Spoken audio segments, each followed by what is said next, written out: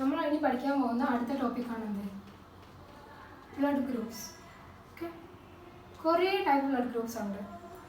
Bombay blood group, ABO blood group, RH, MN ഒക്കെ പറഞ്ഞിട്ട്. പക്ഷെ നമ്മൾ NCERT പഠിക്കാനുള്ളത് നമുക്ക് ABO blood ഗ്രൂപ്പിങ്ങും RH ടൈപ്പിങ്ങുമാണ്.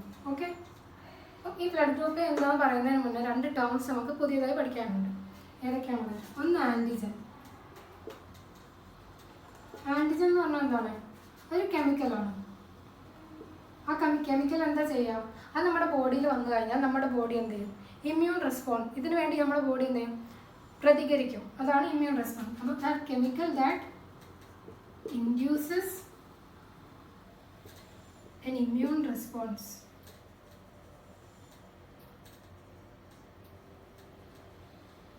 ആണെന്ത്? Antigen. Example എന്താണ് ആൻറ്റിജൻ്റെ? എക്സാമ്പിൾ ആണെന്ത്? ഇപ്പോൾ ഒരു ബാക്ടീരിയൽ പ്രോട്ടീൻ നമ്മുടെ ശരീരത്തിനകത്ത് വന്നാൽ എന്ത് ചെയ്യും? ബോഡി വെറുതെ ഇരിക്കുമോ? ഇല്ലല്ലോ.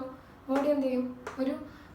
എന്തോ ഒരു സാധനം നമ്മുടെ ആൻറ്റിജൻ നമ്മുടെ ബോഡിയിൽ എത്തിയിട്ടുണ്ട്. അപ്പോൾ ബോഡി എന്ത് ചെയ്യും? ഒരു ഇമ്മ്യൂൺ റെസ്പോൺസ് ഉണ്ടാക്കും. എന്നിട്ട് അതിനെ നശിപ്പിക്കുക എന്നാണ് ഇമ്മ്യൂൺ റെസ്പോൺസിൻ്റെ ഫൈനൽ ഫങ്ഷൻ. ഓക്കെ, ഇനി അടുത്ത ടേമാണ് എന്ത്? ആൻറ്റിബോഡി.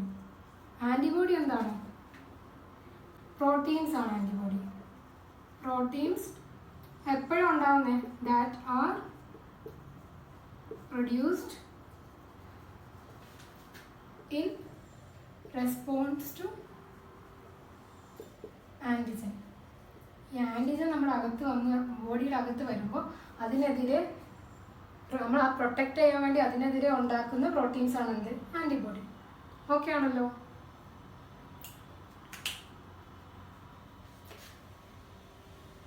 അപ്പോൾ ABO ബ്ലഡ് ഗ്രൂപ്പിംഗ് എങ്ങനെയാണോ നമ്മൾ ഡിഫൈൻ ചെയ്തിരിക്കുന്നതെന്ന് വെച്ചാൽ, ഒരു RBC എടുക്കുകയാണെങ്കിൽ RBCയുടെ സർഫസിൽ എന്തുണ്ട്? ആൻറ്റിജൻസ് ഉണ്ട്. ഓക്കെ,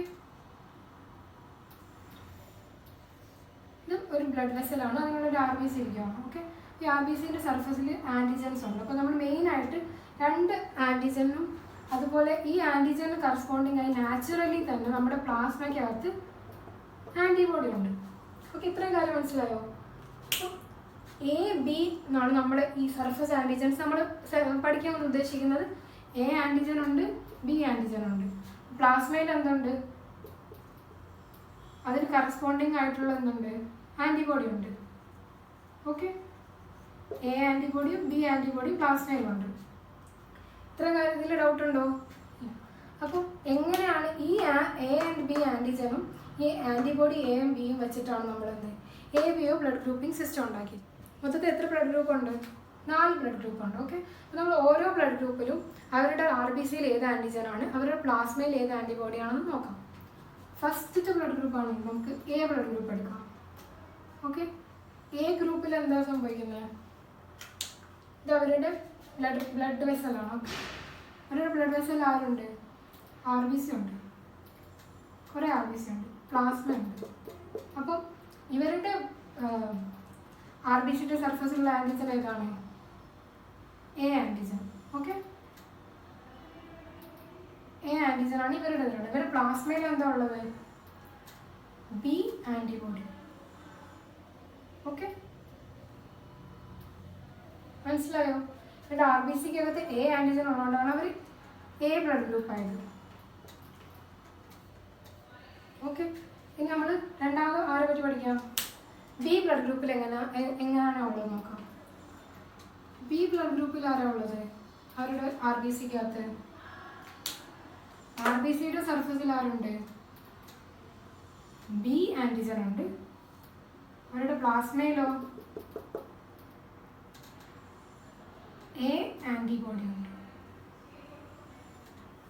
ഓക്കെ, ഇനി നമുക്ക് അടുത്തതായി നോക്കാം AB blood group. AB blood ഗ്രൂപ്പിൽ എന്തായിരിക്കും ഉണ്ടാവുക? പറഞ്ഞു നോക്കൂ. RBCയും പ്ലാസ്മയും. RBCയിൽ അപ്പോൾ ഏതായിരിക്കും ഉണ്ടാവുക? എത്ര എണ്ണം? ഏതൊക്കെ ഉണ്ടാവും? A ആൻറ്റിജനും ഉണ്ട്, B ആൻറ്റിജനും ഉണ്ട്. അപ്പോൾ നിങ്ങൾക്ക് മനസ്സിലാവും. ഇതുവരെ നമുക്ക് മനസ്സിലായതാണ് A ആൻറ്റിജൻ ഉണ്ടെങ്കിൽ B ആൻറ്റിബോഡി ആയിരിക്കും പ്ലാസ്മയിൽ ഉണ്ടാവുക. ബി ആൻറ്റിജൻ ആണ് സർഫസ് എങ്കിൽ എ ആൻറ്റിബോഡി ആയിരിക്കും പ്ലാസ്മയിൽ ഉണ്ടാവുക. അപ്പോൾ ഇവിടെ എ ആൻറ്റിജൻ ഉണ്ട്, അപ്പം ഇവിടെ ബി ആൻറ്റിബോഡി ഉണ്ടാവേണ്ടതാണല്ലോ. പക്ഷേ ഇവർക്ക് ബി ആൻറ്റിജനും കൂടെ ഉണ്ട്. ഇവർക്ക് ആൻറ്റിബോഡി ഉണ്ടോ? ഇല്ല, ഇവർക്ക് 0 ആൻറ്റിബോഡി. ഓക്കെ, ഇനി അടുത്ത ബ്ലഡ് ഗ്രൂപ്പാണ് ഇത് O blood group. O blood ഗ്രൂപ്പിൽ എന്തായിരിക്കും? O എന്ന് പറയുന്നത് 0 എന്നുള്ള ഓർത്തിരിക്കുക, 0. ഓക്കെ, O ബ്ലഡ് ഗ്രൂപ്പ് എന്ന് പറഞ്ഞാൽ 0 ബ്ലഡ് ഗ്രൂപ്പ്. അപ്പോൾ O ബ്ലഡ് ഗ്രൂപ്പിനകത്ത് RBCക്കകത്ത് ആൻറ്റിജനോ ആൻറ്റിബോഡിയോ ഉണ്ടാവുമോ? ഇല്ല. O ബ്ലഡ് ഗ്രൂപ്പുകാർക്ക് എന്തില്ല?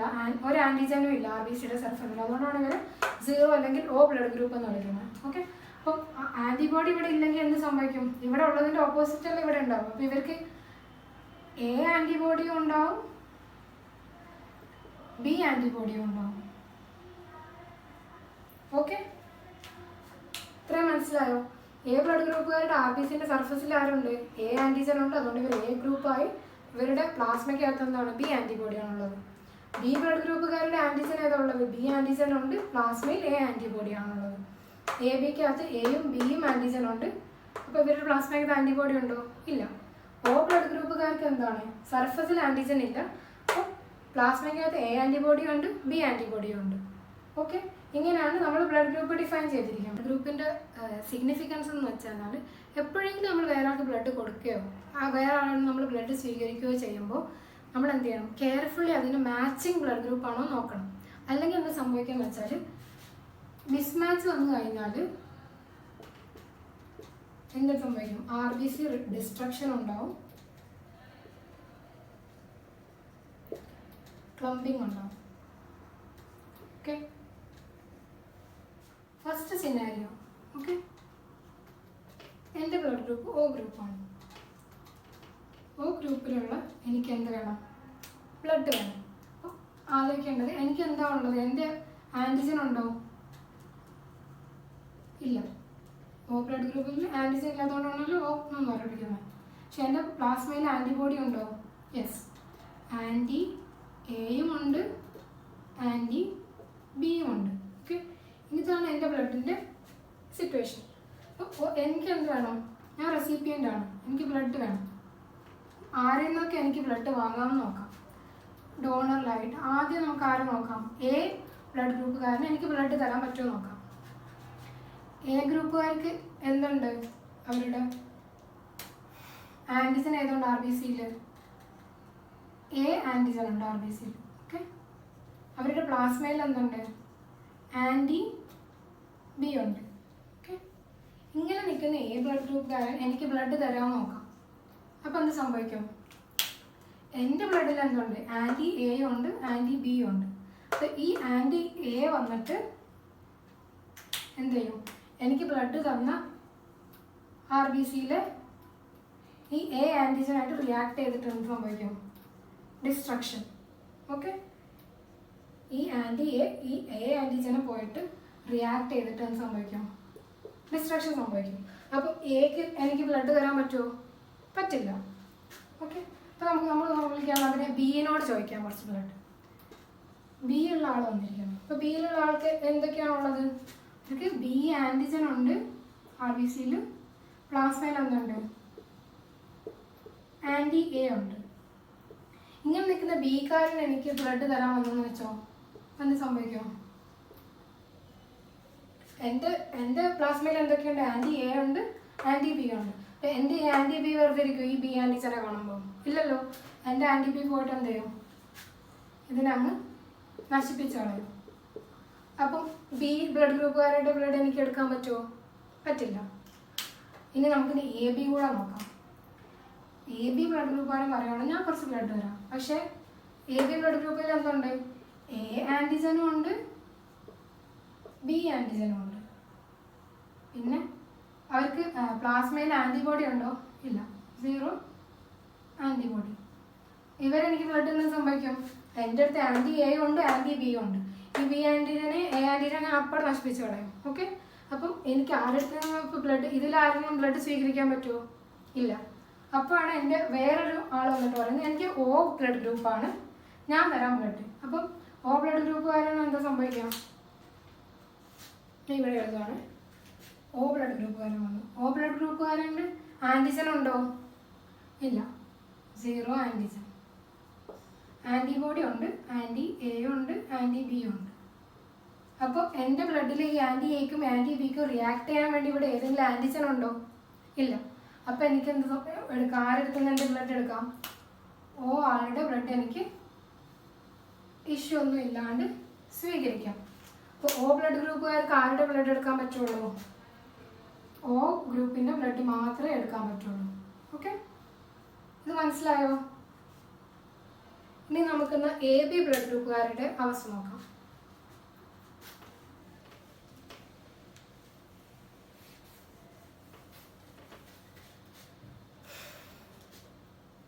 സെക്കൻഡ് സിനാരിയോ എന്താണ്? എ ബി ബ്ലഡ് ഗ്രൂപ്പുള്ള ഒരാൾ. എ ബി ബ്ലഡ് ഗ്രൂപ്പുള്ള ആളുടെ പ്ലാസ്മയും ആർ ബി സി ഉണ്ടെന്ന് നോക്കാം. ആൻറ്റിജൻ ഏതാ ഉള്ളത് ആർ ബി സിയിൽ? എ ആൻറ്റിജൻ ഉണ്ട്, ബി ആൻറ്റിജൻ ഉണ്ട്. പ്ലാസ്മയിൽ ആൻറ്റിബോഡി ഉണ്ടോ? 0 ആൻറ്റിബോഡി. ഓക്കെ, എ വരുവാണ്. ഞാൻ തരാൻ കുറച്ച് ബ്ലഡ് എന്ന് പറഞ്ഞു. എയിലെന്താ ഉള്ളത് ഒന്നുകൂടെ പറയൂ. ആൻറ്റിജൻ എ ഉണ്ട്, ആൻറ്റി ബി ഉണ്ട് പ്ലാസ്മയ്ക്കകത്ത്. ഓക്കെ, അപ്പം ആൻറ്റിജൻ എ ഉണ്ട്. പക്ഷേ ഇവിടെ റിയാക്ട് ചെയ്യാൻ വേണ്ടിയിട്ട് ഏതെങ്കിലും ആൻറ്റിബോഡി ഉണ്ടോ ഈ ആൻറ്റിജൻ വരുമ്പോൾ? ഇല്ല. അപ്പോൾ എയുടെ ബ്ലഡ് എനിക്ക് സ്വീകരിക്കാൻ പറ്റുമോ? പറ്റും. ഇനി ബി വരുവാണ്.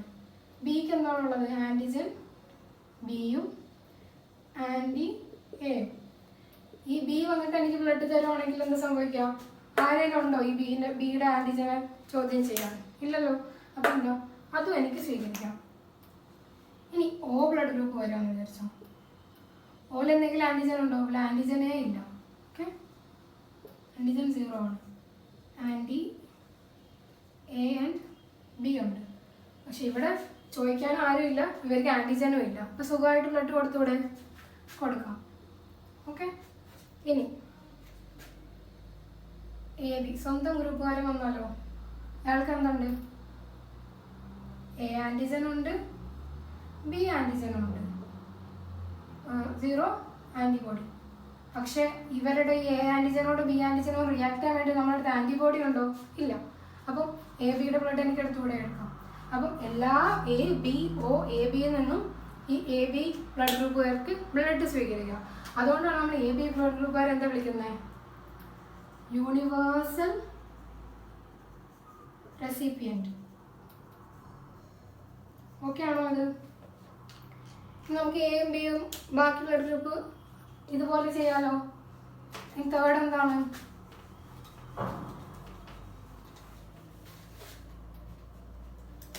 തേർഡായിട്ട് എ ഗ്രൂപ്പുകാരന് ബ്ലഡ് വേണം. എ ഗ്രൂപ്പിൽ ഏതാണോ ഉള്ളത്? ആൻറ്റിജൻ എയും ആൻറ്റിബോഡി ബിയും. ഇപ്പം എ ഗ്രൂപ്പുകാരൻ വന്നു, ബ്ലഡ് എടുത്തുകൂടെ? കാരണം എ ഗ്രൂപ്പുകാരൻ എന്താ ഉള്ളത്? ആൻറ്റിജൻ എ ആണ്, ആൻറ്റിബോഡി ബി ആണുള്ളത്. ഓക്കെ, അപ്പോൾ ഇവിടെ ഇതിന് ഈ എ ആൻറ്റിജനെതിരെ ഇവിടെ ആൻറ്റിബോഡി ഉണ്ടോ? ഇല്ല. അപ്പോൾ എ ഗ്രൂപ്പുകാരന് ബ്ലഡ് കൊടുത്തുകൂടെ? കൊടുക്കാം. ഇനി ഏതാണുള്ളത്? ഇനി ഫോർത്ത് നമുക്ക് ബി ഗ്രൂപ്പാണ് വരുന്നതെങ്കിലോ? ബി ഗ്രൂപ്പിൽ ആരുണ്ട്? ബി ആൻറ്റിജൻ ഉണ്ട്. ഓക്കെ, അപ്പം ഈ ബി ആൻറ്റിജനായിട്ട് എൻ്റെ ആൻറ്റിബോഡി ബി റിയാക്ട് ചെയ്യുമോ? ചെയ്യും. അപ്പോൾ എനിക്ക് ബ്ലഡ് കൊടുക്കാൻ പറ്റുമോ? ഇല്ല. ബി ഗ്രൂപ്പുകാരന് എ ഗ്രൂപ്പുകാർക്ക് ബ്ലഡ് കൊടുക്കാൻ പറ്റുമോ? പറ്റില്ല. ഇനി നമ്മൾ എന്തിനെടുക്കാം? എ ബി ഗ്രൂപ്പിന് എടുക്കാം. എ ബി ഗ്രൂപ്പ് എടുത്താലോ? എ ആൻറ്റിജൻ ഉണ്ട്, ബി ആൻറ്റിജൻ ഉണ്ട്. അപ്പോൾ ബി ആൻറ്റിജൻ വീണ്ടും വന്നു ഇവിടുത്തെ പോലെ തന്നെ.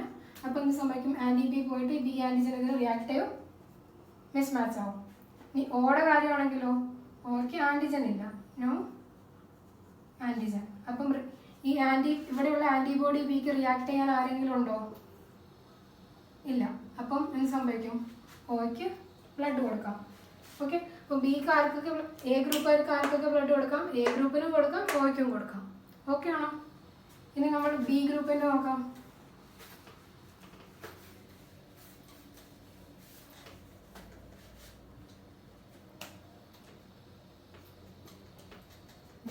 ബി ഗ്രൂപ്പിൽ എന്താ ഉള്ളത്? ആർ ബി സിയിൽ ഏത് ആൻറ്റിജനാണ് ഉള്ളത്? B antigen. പിന്നെ പ്ലാസ്മയിൽ എന്താ ഉള്ളത്? Anti A. ഓക്കെ, അപ്പോൾ എ ഗ്രൂപ്പുകാരെ ഒന്ന് ബ്ലഡ് കൊടുക്കാൻ നോക്കിയാൽ എന്ത് സംഭവിക്കാം? എയിലെന്തുണ്ട്? ആൻറ്റിജൻ എ ഉണ്ട്, ആൻറ്റി ബി ആണുള്ളത്. ഓക്കെ, അപ്പോൾ ആൻറ്റിജൻ എ ഉള്ളതുകൊണ്ട് ഇവിടെ ആരിപ്പുണ്ട്? ആൻറ്റി എ ആൻറ്റിബോഡി ഉണ്ട്. ഇത് വന്നിട്ട് ഇവരെ നശിപ്പിക്കൂലേ? ബ്ലഡ് കൊടുക്കാവോ? കൊടുത്തുവിടാം. ഇനി ബി ഗ്രൂപ്പ് വരുവാണെങ്കിലോ? ബി ഗ്രൂപ്പിൽ ബി ആൻറ്റിജൻ ആണുള്ളത്. ഓക്കെ, നമ്മുടെ അടുത്ത് ബി ആൻറ്റിബോഡി ഉണ്ടോ? ഇല്ല. അപ്പം സുഖമായിട്ട് ബ്ലഡ് കൊടുത്തുവിടെ? കൊടുക്കാം. എ ബി ആണെങ്കിലോ? എ ബിക്കകത്ത് എന്താണ്? ആൻറ്റിജൻ എയും ഉണ്ട് ബിയും ഉണ്ട്. അപ്പം എക്കെതിരെ ഇവിടെ ആൻറ്റിബോഡി ഉണ്ടല്ലോ. അപ്പോൾ ഇവർക്ക് ബ്ലഡ് കൊടുക്കാൻ പറ്റുമോ? കൊടുത്താൽ സംഭവിക്കും ഈ ആൻറ്റി എ വന്നിട്ട് ഈ ആൻറ്റിജൻ എ നശിപ്പിക്കും. അപ്പോൾ ഇത് കൊടുത്തുവിടാം, ബ്ലഡ് കൊടുത്തുവിടാം. ഓ ആണെങ്കിലോ? ഓക്കകത്ത് 0 ആൻറ്റിജൻ. അപ്പം ഈ ആൻറ്റിബോഡിക്ക് റിയാക്ട് ചെയ്യാൻ വല്ല ആൻറ്റിജൻ ഉണ്ടോ ഓക്കകത്ത്? ഇല്ല. അപ്പോൾ എന്ത് സംഭവിക്കും? സുഖമായിട്ട് ബ്ലഡ് കൊടുക്കാം. അപ്പം ഇതിൽ നിങ്ങൾ ശ്രദ്ധിച്ചിട്ടുണ്ടാവും, എല്ലാത്തിലും ഓക്ക് ആർക്ക് വേണമെങ്കിലും ബ്ലഡ് കൊടുക്കാം. കാരണം എന്തുണ്ട്? ഇവർ റിയാക്ട് ചെയ്യാൻ ആൻറ്റിജൻ അല്ല. അപ്പോൾ നമ്മൾ ഓ ബ്ലഡ് ഗ്രൂപ്പിന് എന്താ വിളിക്കുന്നത്? Universal donor. ഓക്കെ ആണോ? കൺസെപ്റ്റ് ക്ലിയർ ആണോ? NCERTക്ക് അകത്തൊരു ടേബിൾ ഉണ്ട്. ഈ കൺസെപ്റ്റ് ക്ലിയർ ആയിട്ട് നിങ്ങൾക്ക് ആ ടേബിൾ നോക്കിക്കഴിഞ്ഞാൽ കുറച്ചുകൂടെ മനസ്സിലാവും. ഓക്കെ, പഠിച്ചു കഴിയുമ്പോൾ പലർക്കും ഉണ്ടാകുന്ന ഡൗട്ടാണെന്ത്? ഒരു എക്സാമ്പിൾ പറയാം. എ ബ്ലഡ് ഗ്രൂപ്പുള്ള ഒരാൾക്ക് ഓ ബ്ലഡ് ഗ്രൂപ്പുകാരൻ ബ്ലഡ് ഡൊണേറ്റ് ചെയ്യാമെന്ന് വിചാരിക്കാം. ഇവർക്ക് എന്തുണ്ട്?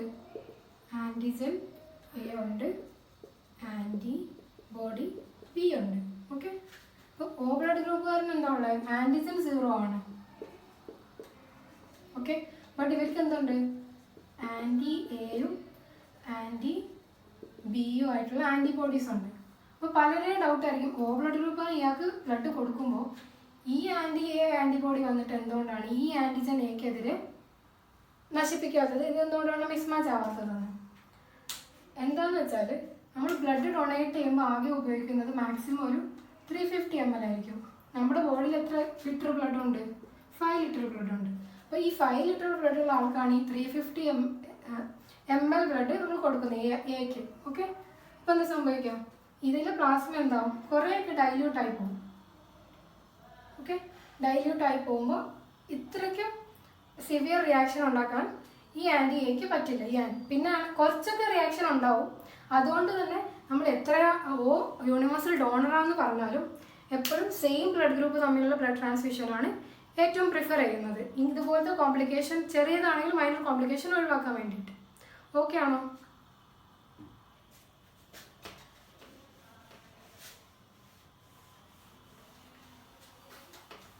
ഇനി നമ്മൾ പഠിക്കാൻ പോകുന്നതാണ് എന്ത്? RH type. ഓക്കെ, RH എന്താണ്? RH-ഉം AB. RH ഒരു ആൻറ്റിജൻ ആണ്. ഇത് നമ്മൾ ഡി ആൻറ്റിജൻ എന്ന് വിളിക്കും. ഓക്കെ, എന്താണ് RH ആൻറ്റിജനും നമ്മൾ നേരത്തെ പഠിച്ച AB ആൻറ്റിജനും തമ്മിൽ വ്യത്യാസം എന്താണെന്ന് വെച്ചാൽ, നമ്മൾ പഠിച്ചു AB ആൻറ്റിജന് എപ്പോഴും അതിന് കറസ്പോണ്ടിങ് ആയിട്ട് പ്ലാസ്മയിൽ നാച്ചുറലി എന്തുണ്ടാവും? ഒരു ആൻറ്റിബോഡി ഉണ്ടാവും. ഉണ്ടല്ലോ. അതായത് എ ആണെങ്കിൽ ബി ആൻറ്റിബോഡി, ബി ആണെങ്കിൽ എ ആൻറ്റിബോഡി. കറക്റ്റ് അല്ലേ? പക്ഷെ RH ആൻറ്റിജൻ്റെ പ്രത്യേകത എന്താണെന്ന് വെച്ചാൽ ഈ ആൻറ്റിജൻ ഉള്ളവർക്ക് naturally there is no antibody. Okay, no antibody in plasma for RH antigen. ഇതെന്താണെന്ന് വെച്ചാൽ നിങ്ങൾ കേട്ടിട്ടുണ്ടോ? നമ്മൾ ബ്ലഡ് ഗ്രൂപ്പ് പറയുമ്പോൾ എന്താ പറയുക? ജസ്റ്റ് ഒ എ എന്നല്ല പറയാം. O negative, A B positive, A B negative, B positive.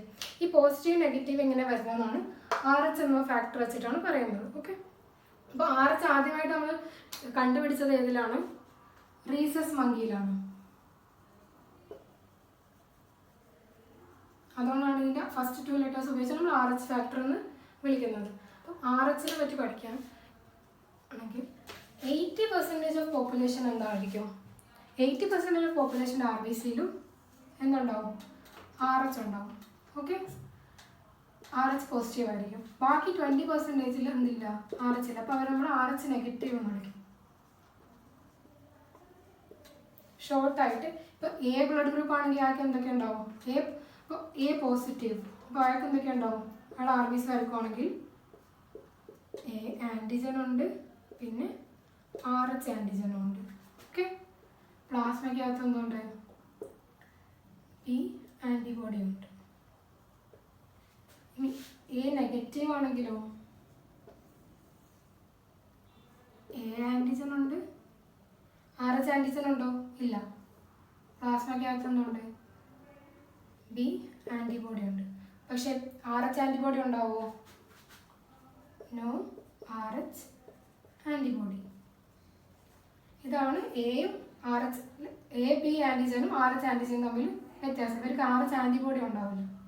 Okay, അപ്പോൾ RH ആൻറ്റിജനിൻ്റെ സിഗ്നിഫിക്കൻസ് എന്താണെന്ന് നോക്കാം. RH എന്ത് സംഭവിക്കും? ഒരു മനുഷ്യനുണ്ട്, അയാൾ എന്താണ്? എ നെഗറ്റീവ് പേഴ്സൺ ആണ്. ഓക്കെ, ഈ എ നെഗറ്റീവ് ബ്ലഡ് ഗ്രൂപ്പുള്ള ആൾക്ക് അഥവാ എ പോസിറ്റീവ് ബ്ലഡ് കൊടുക്കാമെന്ന് വെച്ചോ, എന്ത് സംഭവിക്കാൻ നോക്കാം? എയിലെന്താ ഉള്ളത്? A antigen, B antibody, RH ഉണ്ടോ? RH negative. വേറെ എന്തെങ്കിലും ആൻറ്റിബോഡി ഉണ്ടോ? വേറെ ആൻറ്റിബോഡി ഒന്നുമില്ല. ഇത്രയാണുള്ളത്. എ പോസിറ്റീവിൽ എന്തൊക്കെയാണ് ഉള്ളത്? എ ആൻറ്റിജൻ, ബി ആൻറ്റിബോഡി, പിന്നെ RH ആൻറ്റിജൻ. ഓക്കെ, ഇയാൾക്ക് ഇത് കൊടുക്കുകയാണെങ്കിൽ സംഭവിക്കാം,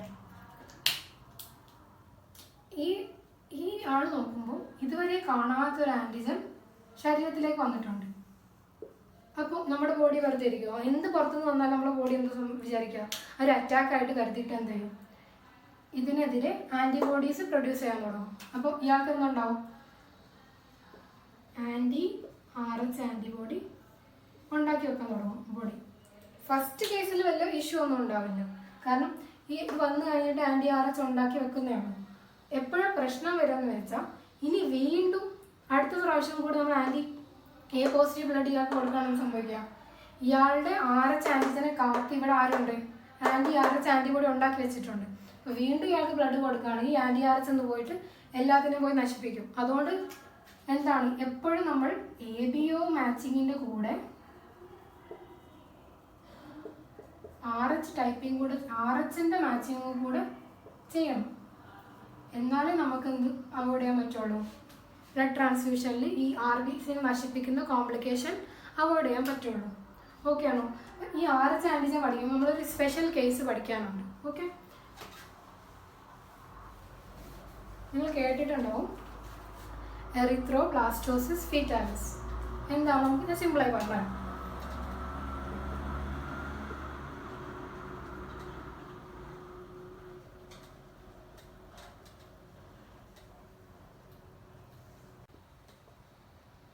ഒരു സ്പെഷ്യൽ കേസാണ്. ഓക്കെ,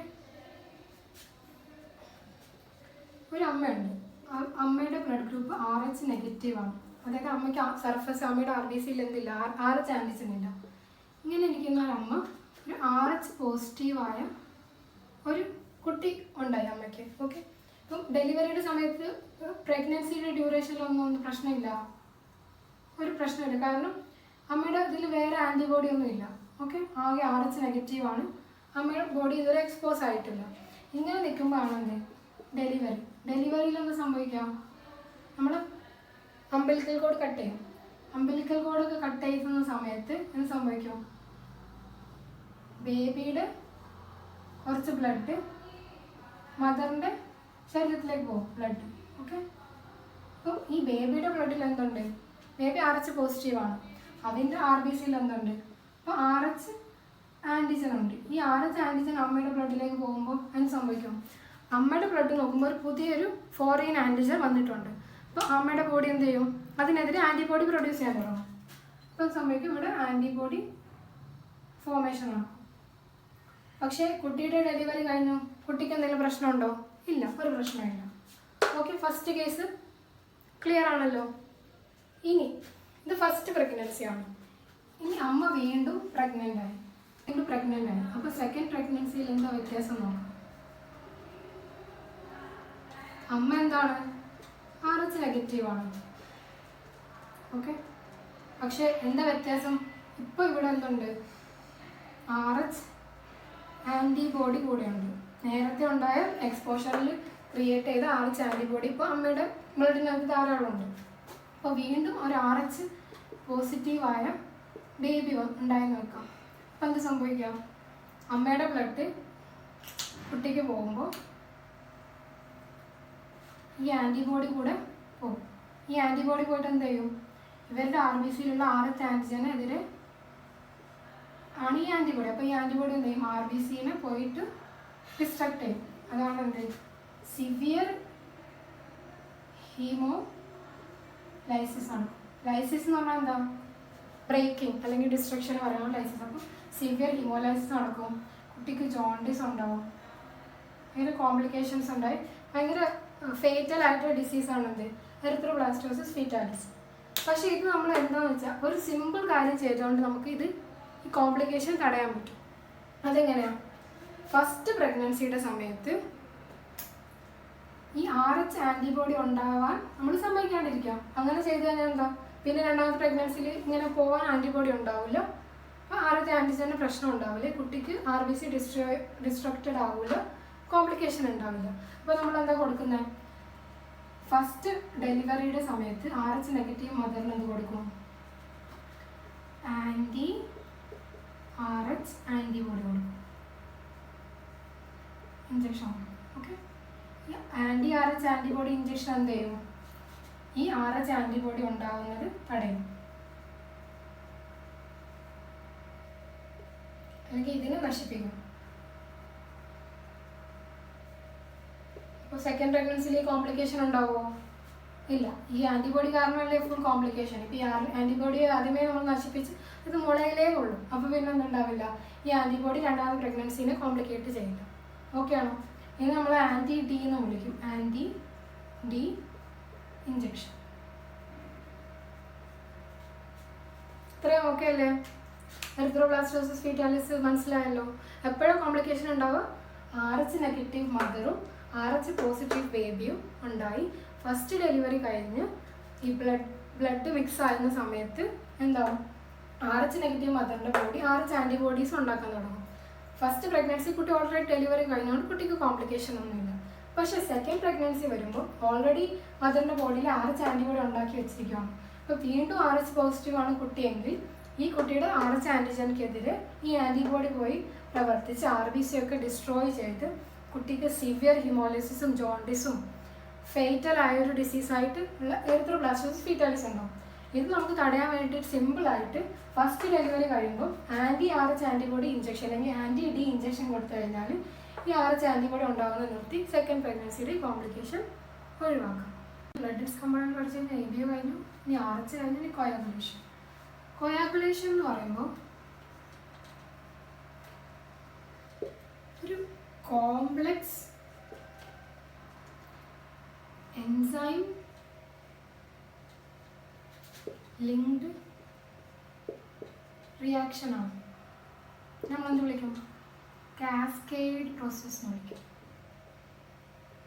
ഓക്കെ, അപ്പോൾ കൊയാഗുലേഷൻ ഒരു വലിയ കോംപ്ലെക്സ് ആയിട്ടുള്ള കാസ്കേഡ് പ്രോസസ്സാണ്. പക്ഷെ നമ്മുടെ ടെക്സ്റ്റ് ബുക്കിലാക്കി നമുക്ക് കുറച്ച് സ്റ്റെപ്സേ പഠിക്കാനുള്ളൂ. ഓക്കെ, എന്തൊക്കെയാണ് നമ്മൾ NCERT എന്തൊക്കെയാണ് പറഞ്ഞിട്ടുള്ളത് നോക്കാം. എന്താണ് കൊയാഗുലേഷൻ? നമ്മൾ തുടക്കം മുതലേ കേൾക്കുന്നുണ്ട് എന്താ കൊയാഗുലേഷൻ എന്ന് പറഞ്ഞാൽ. അതായത് നമുക്കൊരു മുറിവൊക്കെ പറ്റി കഴിഞ്ഞാൽ കുറച്ച് നേരം ബ്ലഡ് ഒഴുകി കഴിഞ്ഞ് പിന്നെ എന്തായാലും രക്തം കട്ട പിടിക്കും. അപ്പോൾ നമ്മളൊരു ഡാർക്ക് റെഡിഷ് ബ്രൗണിഷ് കളർ ഒരു എന്താ പറയുക സ്കം കാണാൻ പറ്റും. അതിനാണ് നമ്മൾ ക്ലോട്ട് എന്ന് വിളിക്കുന്നത്. അപ്പം അതെന്ന് പറഞ്ഞാൽ ചെറിയ പ്രോസസ്സല്ല. ഓക്കെ, അതൊരു വലിയ കോംപ്ലെക്സ് എൻസൈം ലിങ്ക്ഡ് റിയാക്ഷനാണ്. അതിൻ്റെ കുറച്ച് പാർട്ട് നമുക്ക് പഠിക്കാം. ഫസ്റ്റ് എന്താ സംഭവിക്കുന്നത്? ഒരാൾക്കൊരു ഇഞ്ചുറി വന്നു. ഓക്കെ, ഇഞ്ചുറി വന്നു കഴിഞ്ഞിട്ട് ഒരു ബ്ലഡ് വെസലാണ് വിചാരിച്ചു. എന്ത് സംഭവിക്കും? ഇവിടെ ഒരു ഇഞ്ചുറി വന്നു. അപ്പം ബ്ലഡ് ഇങ്ങനെ പുറത്തോട്ട് ഇങ്ങനെ ഒഴുകിക്കൊണ്ടിരിക്കുകയാണ്. അപ്പോൾ നമ്മൾ എന്ത് ചെയ്യും? ഈ ഇഞ്ചുറി ടിഷ്യൂ എന്ത് ചെയ്യും? കുറച്ച് സബ്സ്റ്റൻസിനെ റിലീസ് ചെയ്യും. Injury tissue releases certain substances. Okay, ഈ സബ്സ്റ്റൻസിന് എന്താ കഴിവുള്ളതെന്ന് വെച്ചാൽ ഇതിന് ഈ നമ്മുടെ കൊയാഗുലേഷൻ കാസ്കേഡ് സ്റ്റാർട്ട് ചെയ്യാനുള്ള, അത് ട്രിഗർ ചെയ്യാനുള്ള കഴിവുണ്ട്. അപ്പോൾ എന്ത് സംഭവിക്കും? ഈ സബ്സ്റ്റൻസ് എന്ത് ചെയ്യും?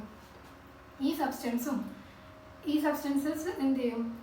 നമ്മുടെ ഈ കാസ്കേഡ് പ്രോസസ്സിനെ ഇനീഷ്യേറ്റ് ചെയ്യാൻ വേണ്ടിയിട്ട്. അപ്പോൾ നമ്മുടെ പ്ലാസ്മയിലാകുമ്പോൾ പറഞ്ഞ് കുറേ ഇനാക്റ്റീവായി കിടക്കുന്ന ക്ലോട്ടിങ് ഫാക്ടേഴ്സ് ഉണ്ട്. അതിലൊരു സംഭവമാണെന്ത്? പ്രോത്രോംബിൻ. ഓക്കെ, അപ്പോൾ ഈ പ്രോത്രോംബിനെ നമ്മൾ എന്താക്കണം? ആക്റ്റീവ് ആക്കണം. ഇപ്പോൾ ഇത് പ്രോത്രോംബിൻ എന്ന് പറയുമ്പോൾ അത് ഇനാക്റ്റീവ് ഫോമാണ്.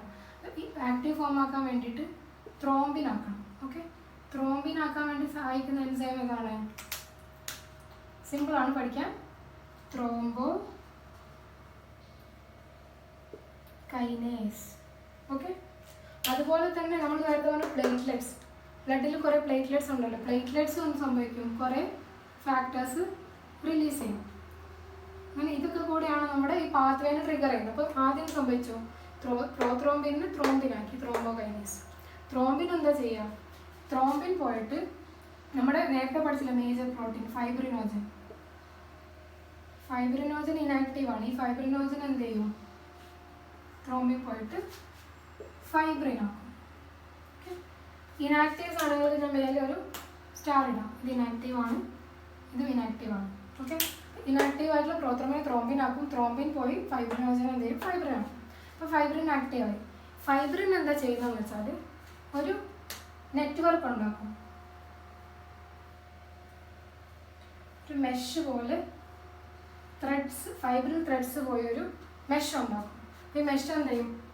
ഇവിടെ വന്ന് പ്ലഗ് ചെയ്യും. അതായത് ഇവിടെ ഇങ്ങനെ ഒരു മെഷ് ഉണ്ടാക്കും. മെഷിൽ എന്ത്? അപ്പോൾ ഈ മെഷിലേക്ക് ആരൊക്കെ വന്നിരിക്കും? ഇവിടെ ഉണ്ടായിരുന്ന ഇഞ്ചേർഡ് ടിഷ്യൂ, ഡെഡ് ആയിട്ടുള്ള RBC സെൽസ്, അതുപോലെ എന്തുണ്ടാവും? പ്ലേറ്റ്ലെറ്റ്സ്. ഇതെല്ലാം കൂടി ഈ മെഷിൽ വന്നിട്ട് അടിയും. ഓക്കെ, ഈ മെഷിൽ വന്ന് ഇത് അടഞ്ഞു കഴിഞ്ഞാൽ എന്ത് സംഭവിക്കും? നമുക്ക് ഒരു പ്ലഗ് ഉണ്ടാവും. നമ്മുടെ പൈപ്പൊക്കെ പൊട്ടി ഒരു ഹോസ് പൈപ്പ് ഉണ്ട്, അതിൽ വെള്ളം ലീക്ക് ചെയ്യുമ്പോൾ നമ്മൾ എന്ത് ചെയ്യും? ഒരു പ്ലാസ്റ്റർ എന്തെങ്കിലുമൊക്കെ ഇട്ട് അടയ്ക്കുമല്ലോ. അതുപോലെ ഈ മെഷ് വന്നിട്ട് എന്ത് ചെയ്യും? ഇവിടെ സീൽ ചെയ്യും. പിന്നെ ഇവിടെ ബ്ലഡ് പുറത്തോട്ട് വരുമോ? ഇല്ല. അപ്പം ഈ സീൽ ചെയ്ത ബ്ലഡ് ഇതിൽ എന്തൊക്കെയുണ്ട്? ഇഞ്ചേർഡ് ടിഷ്യൂ ഉണ്ട്, ഡെഡ് സെൽസ് ഉണ്ട്, പ്ലേറ്റ്ലെറ്റ്സ് ഉണ്ട്. അപ്പം ഇവിടെ എന്ത് ചെയ്തു? നമ്മൾ പ്ലഗ് വെച്ച് അടച്ചു. ഓക്കെ, ഈ പ്രോസസ്സ്, ഈ ഉണ്ടാകുന്ന പ്ലഗിനാണ് നമ്മളെന്ത് വിളിക്കുന്നത്? Clot or coagulum. ഓക്കെ, ഈ ക്ലോട്ട് ഓർ കൊയാഗുലം ആണെന്ത്? ഈ പ്ലഗ്. അപ്പം എന്തായി? ഇനി ബ്ലഡ് എക്സസീവായിട്ട് പുറത്ത് പോവുമോ? ഇല്ല. ഓക്കെ, ഇത്ര സ്റ്റെപ്സ് നമുക്ക് ഇതിൽ പഠിക്കാനുള്ളൂ. പക്ഷെ ഒറിജിനലി ഇത് വലിയ പ്രോസസ്സാണ്. ഇത്ര നാം NCERT ഇത്ര പറഞ്ഞുള്ളൂ, ഇത്രേ പറയുന്നുള്ളൂ. ഇനി ഏറ്റവും ഇമ്പോർട്ടൻ്റ് ആയിട്ടുള്ള എന്താ ആലോചിക്കേണ്ടത്? കാൽഷ്യം എന്ന് പറഞ്ഞ മിനറലില്ലേ, ഇതാണ് എന്ത്? ഇതിൽ പ്രധാന പങ്ക് വഹിക്കുന്ന ഒരു മിനറലാണ്. Okay, this is important in coagulation.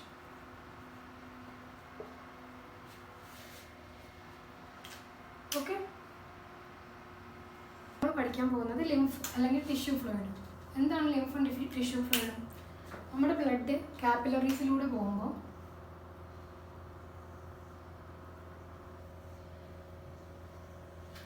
ഇവിടെ എന്തുണ്ട്? ടിഷ്യൂ ഉണ്ട്.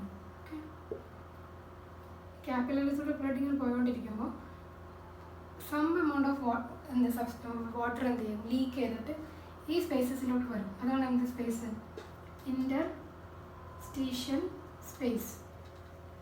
എന്താണ്? സ്പേസ് ബിറ്റ്വീൻ ടിഷ്യൂ ആണ്. ടിഷ്യൂവിൻ്റെ ഇടയിലുള്ള സ്പേസിലേക്ക് വരും. അപ്പം ഈ സ്പേസിലേക്ക് വരുന്ന ഈ ഫ്ലൂയിഡിൽ എന്തൊക്കെ ഉണ്ടാവും? വാട്ടർ സോളിബിൾ സബ്സ്റ്റൻസസ് ഒക്കെ ഉണ്ടാവും. ഓക്കെ, വെള്ളത്തിൽ അലിയാൻ പറ്റുന്ന സബ്സ്റ്റൻസ് എല്ലാം ഇതിലേക്ക് ഇറങ്ങി വരും. വലിയ പ്രോട്ടീൻസും ഫോംഡ് എലമെൻറ്റ്സ് ഒക്കെ വരുമോ? ഇല്ല. Most of the formed elements എന്ത് ചെയ്യും? ഇതിൽ തന്നെ നിൽക്കും. നമ്മുടെ കാപ്പിലറിയിൽ തന്നെ നിന്ന് അവർ കണ്ടിന്യൂ ചെയ്ത് വെയിനിലേക്ക് പോകും. അപ്പം most of the formed elements വരില്ല. പിന്നെന്താ വരിക? ഗ്യാസസിനൊക്കെ ഒന്നുകൂടെ വരാം, ന്യൂട്രിയൻസിന് ഒന്നുകൂടെ സൈസ് കുറവുള്ള വരാം. അപ്പം ഗ്യാസസ് ന്യൂട്രിയൻറ്റ് എക്സ്ചേഞ്ച് ഒക്കെ ടിഷ്യൂവിൻ്റെ ഇടയിൽ നടക്കാൻ വേണ്ടിയിട്ട് നമ്മൾ ഇൻഡസ്ട്രീഷ്യൽ സ്പേസിൽ ഇൻഡസ്ട്രീഷ്യൽ ഫ്ലൂയിഡ് വെച്ചിട്ടാണ് ചെയ്യുന്നത്. ആ ഫ്ലൂയിഡാണ് എന്ത്? നമ്മുടെ ടിഷ്യൂ ഫ്ലൂയിഡ് അല്ലെങ്കിൽ ലിംഫ് എന്ന് വിളിക്കുന്നത്. അപ്പോൾ പിന്നെന്താണ് ലിംഫിലുള്ളത്? മിനറൽസ്. പ്ലാസ്മയിലെ സെയിം മിനറൽസ് ആൻഡ് കോൺസ്റ്റിറ്റ്യൂവൻസ് തന്നെയാണ് എന്ത്? സെയിം ആസ് പ്ലാസ്മ ടിഷ്യൂ ഫ്ലൂയിഡിനകത്ത്. ഓക്കെ, ഇനി എന്താണ് ഫംഗ്ഷൻ എന്ന് പറഞ്ഞല്ലോ, ഗ്യാസസ് ന്യൂട്രിയൻ്റ് എക്സ്ചേഞ്ച് ഒക്കെയാണ് ഇതിൻ്റെ ഫംഗ്ഷൻ. ഇപ്പോൾ ലിംഫ്, ഇവിടെ ലിംഫ് വന്നിട്ട് എന്ത് സംഭവിക്കും, ഈ ഫ്ലൂയിഡിനെ ആരാണ് തിരിച്ച് നമ്മൾ വെയിനിലേക്കാണ് എത്തിക്കേണ്ടത്, നമ്മുടെ ക്ലോസ്ഡ് സർക്കുലേഷൻ അല്ലേ. അപ്പം അതാരാ ചെയ്യുന്നത്, അതൊരു നെറ്റ്വർക്ക് ഓഫ് ലിംഫാറ്റിക് എന്ന് പറഞ്ഞൊരു നെറ്റ്വർക്ക് ഉണ്ട്. ഈ നെറ്റ്വർക്കിൽ എന്ത് ചെയ്യും, ഇവർ ഈ ഇതിനെല്ലാം കൂടി ഡ്രെയിൻ ചെയ്തിട്ട് വെയിനിലേക്ക് കൊണ്ടുപോകും. ഓക്കെ, വെയിനിലെത്തിക്കും, അങ്ങനെ സർക്കുലേഷൻ കംപ്ലീറ്റ് ചെയ്യും. ഓക്കെ, അപ്പം ഈ ലിംഫാറ്റിക് സാധനമുണ്ട്, ഇതാണ് ലിംഫാറ്റിക്സ്. ലിംഫാറ്റിക്സിൽ നമ്മൾ നേരത്തെ പറഞ്ഞു ആർട്ടറിയിലൂടെ പോകുന്ന ആരാണ്, ബ്ലഡാണ്. അതുപോലെ ലിംഫാറ്റിക്സിലൂടെ പോകുന്ന ആരാണ്, ലിംഫാണ്. ലിംഫ് എന്തായിരിക്കും, ലിംഫിൽ ഫോംഡ് എലമെന്റ്സ് ഒന്നും ഇല്ല എന്ന് പറഞ്ഞില്ല. അപ്പോൾ ലിംഫിൻ്റെ കളർ എന്തായിരിക്കും, കളർലെസ് ആണ്. ഓക്കെ, പക്ഷേ ഇതിനകത്ത് എന്തുണ്ട്, നമ്മുടെ ലിംഫോസൈറ്റ്സ് ഇല്ലേ, സ്മോൾ ലിംഫോസൈറ്റ്സ് ഇതിനകത്തുണ്ട്. അപ്പോൾ ലിംഫോസൈറ്റ്സ് ഉള്ളതുകൊണ്ട് ഇതിന് ഒരു ഫംഗ്ഷൻ കൂടി കിട്ടിയല്ലോ. എന്താ ലിംഫോസൈറ്റിൻ്റെ ഫംഗ്ഷൻ, ഇമ്മ്യൂണിറ്റി. അപ്പോൾ ലിംഫ് ഇമ്മ്യൂൺ സെല്ലേ റിച്ച് അല്ലേ, അപ്പോൾ ഇമ്മ്യൂണിറ്റിക്ക് ലിംഫിന് പങ്കില്ലേ. ഓക്കെ, പിന്നെന്താ ഉള്ളത് ലിംഫിനകത്ത്, ഹോർമോൺസും ന്യൂട്രിയൻസും. ഓക്കെ, പിന്നെ സ്പെഷ്യലായിട്ടുള്ള ഡൈജസ്റ്റീവ് സിസ്റ്റത്തിൽ സ്പെഷ്യലായിട്ടുള്ളതാണ് എന്ത്, ലാക്ടിയൽസ് എന്ന് പറയുന്നത്. ലാക്ടിയൽസ് എന്തിനാണ് ഉപയോഗിക്കുന്നത്, സ്പെഷ്യൽ ലിംഫാറ്റിക്സ് ആണ് ലാക്ടിയൽ. ഈ ലാക്ടിയൽ എന്തിനാണ് ഉപയോഗിക്കുന്നത്, ഫാറ്റിൻ്റെ അബ്സോർപ്ഷൻ. ഓക്കെ, ലിംഫിനെ പറ്റി ഇത്ര പഠിക്കാനുള്ളൂ.